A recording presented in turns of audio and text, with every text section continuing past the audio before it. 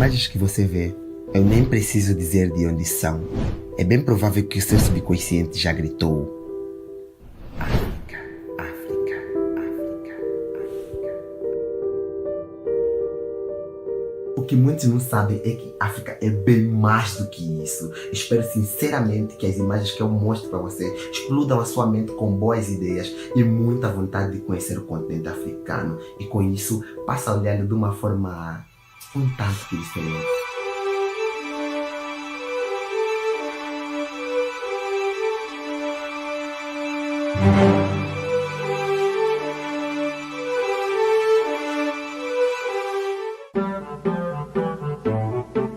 Uma boa palavra para sintetizar a África é diversidade. Nas paisagens, nas línguas faladas, nas opções religiosas, nos costumes e modos de vida, a África é um continente plural. E isto não acontece apenas de um país para outro, mas mesmo dentro de uma mesma nação. A Nigéria é um bom exemplo. Lá se fala cerca de 500 línguas, entre idiomas e dialetos. Seus habitantes muitas vezes falam mais de um idioma no seu dia a dia. E para eles, isso é algo que já faz parte do cotidiano. Na África toda, se fala aproximadamente 2.000 línguas com seus dialetos. E os números não param por aí. A África é o segundo continente do mundo em população, com mais de 850 milhões de habitantes. A taxa de crescimento é uma das mais altas do planeta, por volta de 3% ao ano. É o terceiro continente do mundo em extensão, com cerca de 30 milhões de quilômetros quadrados, o que corresponde a 20,3% da área total da Terra. São 54 países, sendo que 48 deles ficam no continente e 6 são insulares. Cerca de 75% deste continente se situa nos trópicos. Somente as extremidades, norte e sul, possuem clima temperado. É o mais quente dos continentes, embora possua regiões com altas montanhas cobertas por neve, como o Monte Kilimanjaro. Foi na África onde surgiram os primeiros seres humanos, e por esta razão, aquele continente é muitas vezes chamado de berço da humanidade. E foi dali também que saíram as primeiras migrações destinadas a povoar o mundo em que vivemos. Além disso, foi em territórios africanos que apareceram as primeiras formas de organizar a sociedade humana, como a família. Nos nossos livros de história, a África aparece como local de onde vieram os escravos que trabalharam nas Américas, trazidos através das rotas abertas no Oceano Atlântico. O continente africano possui uma vasta e rica história que se inicia muito antes. O Antigo Egito situava-se no norte da África, e a sua relação com o interior do continente africano foi, desde a sua formação, muito importante para sua identidade política e religiosa. Por volta do ano 2000 a.C., surgiu ao sul do Egito um reino africano poderoso e influente, conhecido como Kush, na região que mais tarde ficou conhecida como Núbia. Os Cushitas, como eram chamados, chegaram mesmo a dominar o Egito entre os anos 750 a 700 a.C. e deixaram forte influência na arte e na arquitetura daquela terra. Mas por que essa história da antiguidade africana não é conhecida? Eu acho que há um pouco de preconceitos, de ignorância e também de uma questão ideológica, que para você colonizar um povo tem que justificar. A justificação do discurso da missão colonizadora era de que a África é cultural.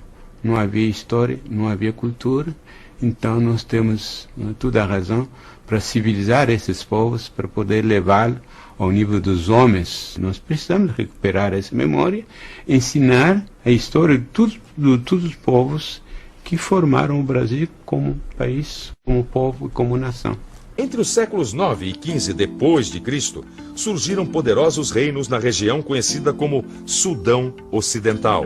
Abaixo do maior deserto do mundo, o imenso deserto do Saara, está a África subsaariana.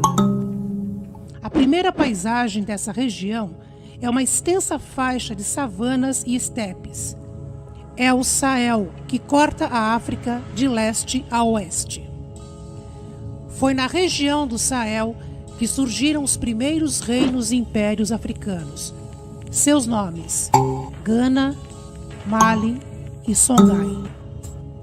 Os antigos reinos de Gana, de Mali e de Songhai ficaram conhecidos pelo controle que tinham sobre as rotas de comércio e as minas de ouro da região. Esses reinos comerciavam com diferentes partes do mundo, incluindo a Europa e o Oriente. Faziam esse comércio através de rotas de caravanas que atravessavam o deserto do Saara e chegavam até o norte da África. E além dessas rotas através do deserto, havia também rotas marítimas, pelo litoral da África Oriental, pelas águas do Oceano Índico, em direção à China e à Índia. Este comércio fazia com que houvesse intercâmbio muito intenso de tecnologia e conhecimento.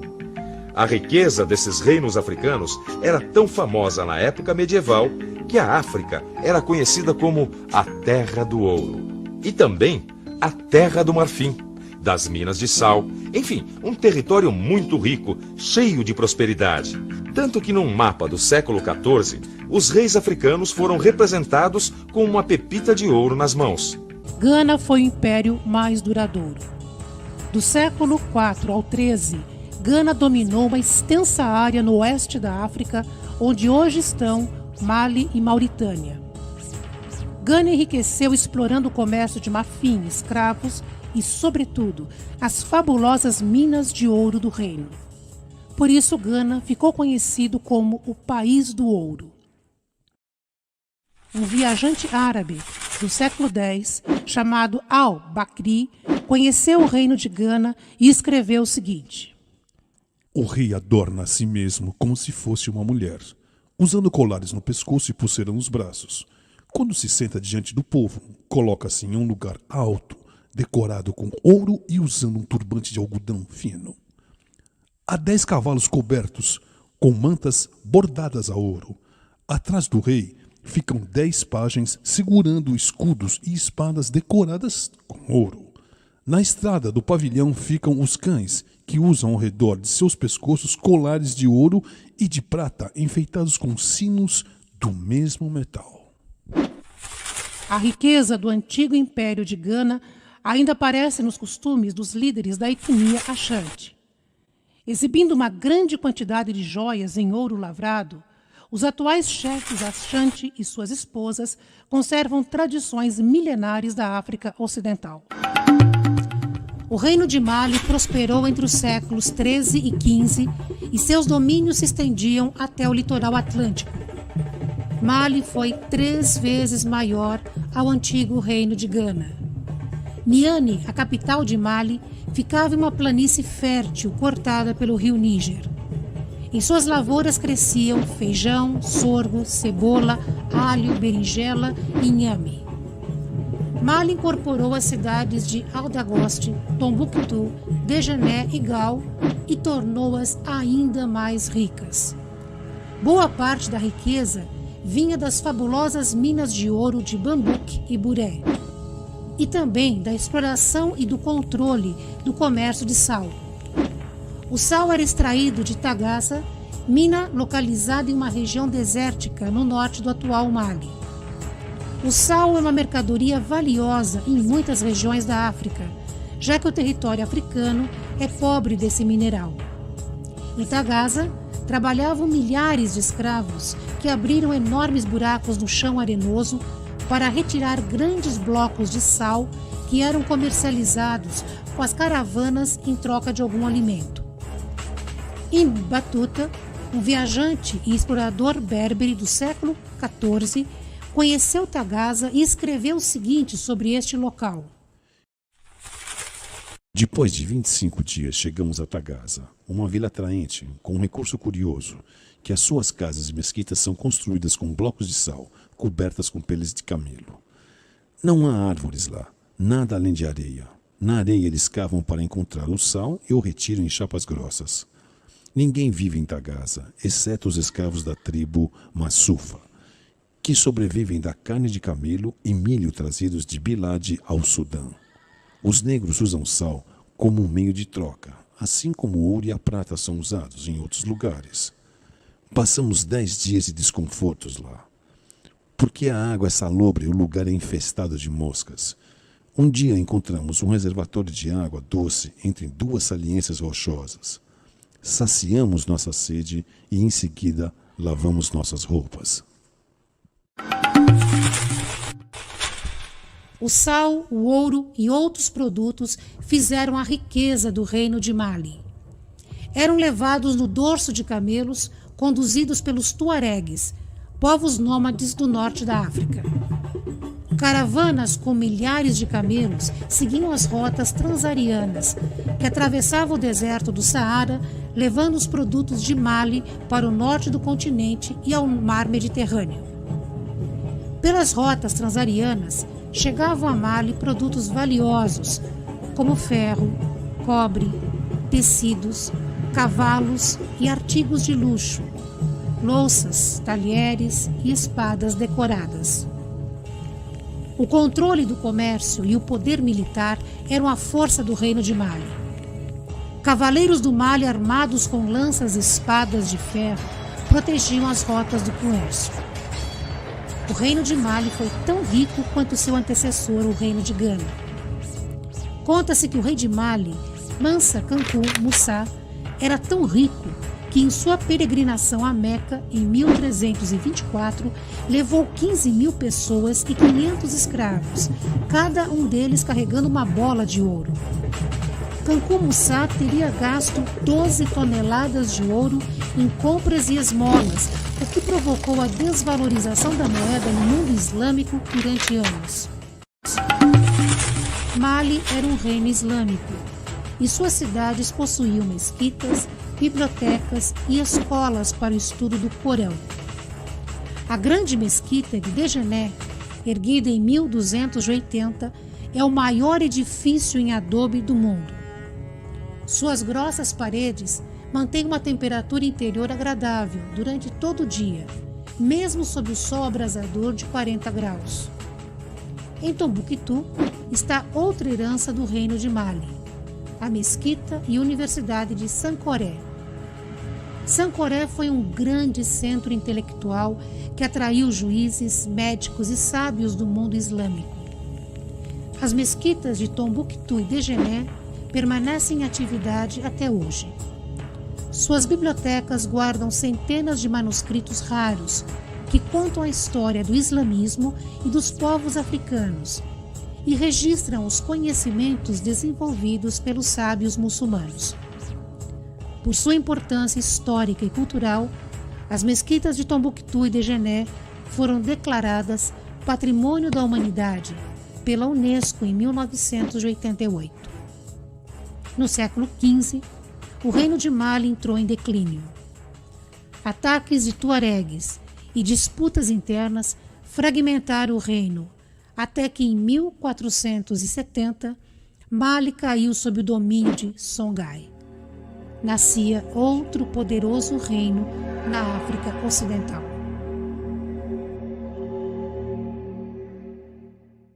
Os reinos iorubás. Esses reinos desenvolveram e compartilhavam a mesma cultura e povoaram a região sudoeste do atual Nigéria, sudoeste do atual Benin. Sociedade tipicamente urbana, economia diversificada e especializada.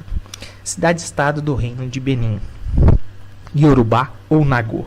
Contribuição também para a religiosidade brasileira, com a sua religião Yorubá, ok? Ifé, a cidade-estado Yorubá. A arqueologia indica que Ifé era um estado centralizado em um conjunto de aldeias de agricultores e comerciantes. Então nós tínhamos o chefe político, que esse era o ancião da aldeia. A posição estratégica tornou-se a cidade um entreposto então comercial, certo? Tinha também, com toda essa riqueza, esse comércio, a mitologia iorubá, né? Que seria a origem de todas as coisas e estaria nessa cidade, Ifé, que seria o umbigo do universo. A arte refinada, graças ao domínio do bronze, do cobre, a terracota, adornado de panos, colares e pulseiras. Nós vemos aí então que a África é riquíssima, não é, pessoal? Com toda essa cultura todos esses impérios que existiram e que foram sucumbidos da história da humanidade graças à visão apenas eurocêntrica. Ganharam então um novo impulso com o reino de Benin. Nós temos aí então o reino de Benin, que desenvolveu-se entre o século XII e XIII na região que era habitada pelos Edus, que dividiam mini-estados chefiados pelo Ovi e Ogi. Benin tinha um comércio ativo ligado à costa ao interior, então fazia assim um intercâmbio entre esses dois, onde passava ali sal, dendê, cobre, tecidos vindos da Ifé, de Foz do Rio Zaire, e assim era um lugar muito rico comercialmente. No século XV, cresceu com os parceiros europeus. Produtos como a pimenta, marfim, tecidos escravos eram comercializados. Os artesãos de Benin se especializaram em esculturas de bronze e cobre. O reino chegou ao fim no século XIV, sob o domínio inglês que o neocolonialismo impôs.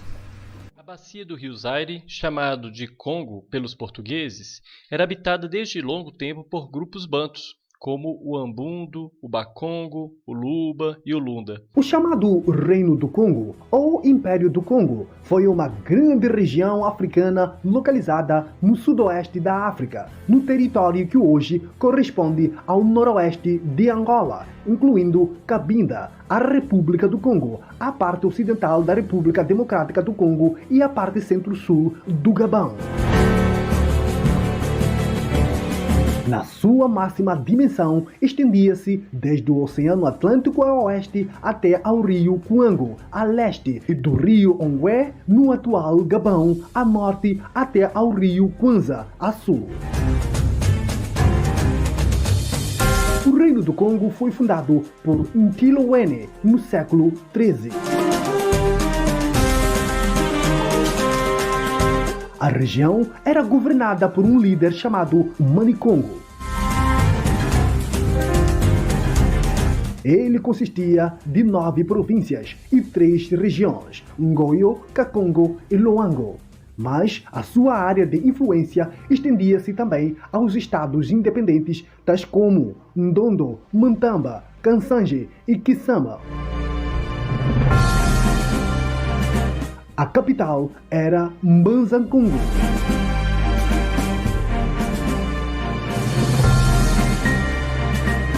Segundo uma tradição, um grupo bantu vindo do noroeste e liderado por Nimi Alukene atravessou o rio Zaire entre o final do século XIV e início do século XV e passou a dividir o espaço com os antigos moradores da região. Por meio da conquista de alianças e de casamentos, Nimi Alukene e seu grupo se fortaleceram e fundaram a cidade de Mbanza-Congo. A partir desse centro de poder, submeteram outros grupos e passaram a controlar um amplo território. Nimi Alukene recebeu o título de Mani Congo, que significa Senhor do Congo, e é considerado o herói e fundador do Reino do Congo. Na capital, o Mani Congo exercia sua autoridade com o auxílio de 12 conselheiros, entre os quais estavam os secretários reais, os oficiais militares, os homens da lei e os coletores de impostos, entre outros. Desses 12 conselheiros, 4 eram mulheres e representavam o clã das avós do rei. Entre os congos, os homens se dedicavam à caça, à pesca, à coleta de alimentos. Já o trabalho na agricultura era feito por mulheres. Elas cultivavam legumes, verduras, frutas e cereais, com destaque para o sorgo. Além disso, os congos criavam galinhas, porcos, carneiros, bois, cabras e praticavam artesanato. Teciam com fibras de folhas de ráfia e faziam tecidos de madeira e de cobre e forjavam ferro, com o qual produziam instrumentos de trabalho, pás e enxadas, e armas, espadas e lanças. Os congos conheciam técnicas apuradas de fusão do ferro. Segundo a tradição, o fundador do Reino do Congo era um rei ferreiro, por isso os trabalhos com ferro eram reservados aos nobres. No Congo, o comércio era intenso. De Mbanza-Congo, partiam as caravanas que iam ao interior buscar ou levar produtos, com especial destaque para o ferro e o sal. Aldeias, lubatas e cidades, mbandas, pagavam tributos a Mani-Congo, que, em troca, lhes oferecia proteção espiritual, pois era visto como um intérprete da vontade dos ancestrais e dos espíritos. Os tributos eram pagos em espécie, que era sorgo, vinho de palma, metais, frutas, gado, marfim e peles, e em dinheiro. A moeda do Congo era o Nizimbo, uma espécie de concha marinha obtida na ilha de Luanda. A exploração dessas conchas era monopólio do rei. O Mani Congo repartia parte dos bens arrecadados com os líderes de linhagens e das aldeias, estreitando assim a aliança com eles. Os portugueses chegaram ao Congo em 1483 e logo procuraram fazer comércio com as lideranças africanas.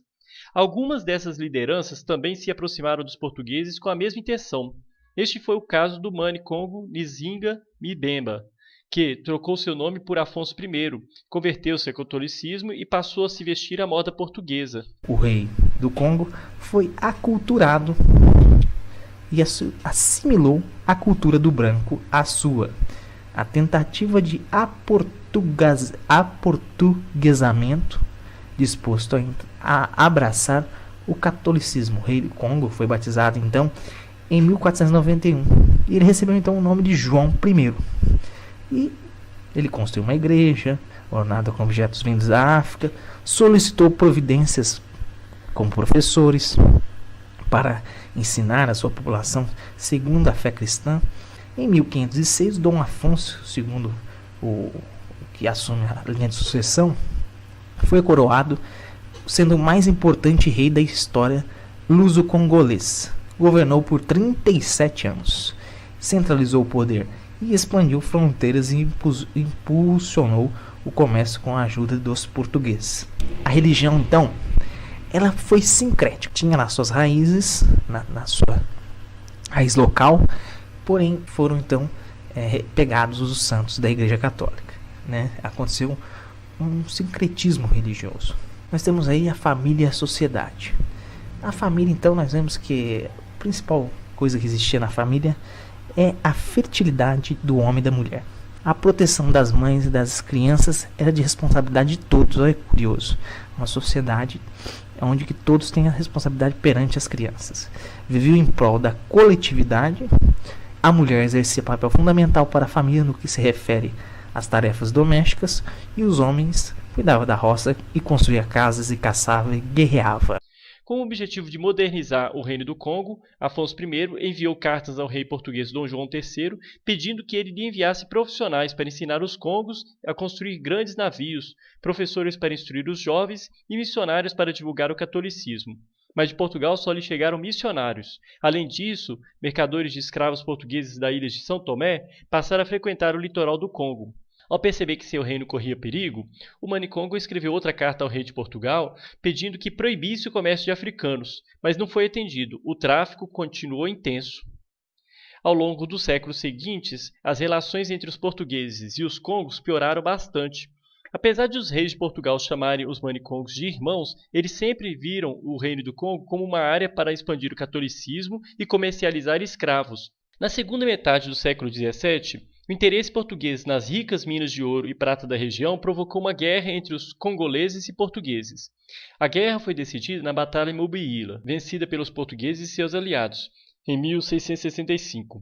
Nela morreram o Mani Congo Antônio I, muitos nobres e milhares de soldados congoleses. Depois disso, o Reino do Congo foi declinando e perdendo territórios, e a região Congo-Angolana tornou-se a principal fornecedora de escravos para as plantações de cana-de-açúcar do Brasil.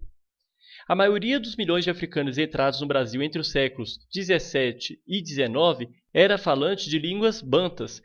Isso ajuda a explicar por que essas línguas foram as que mais influenciaram o português falado no Brasil.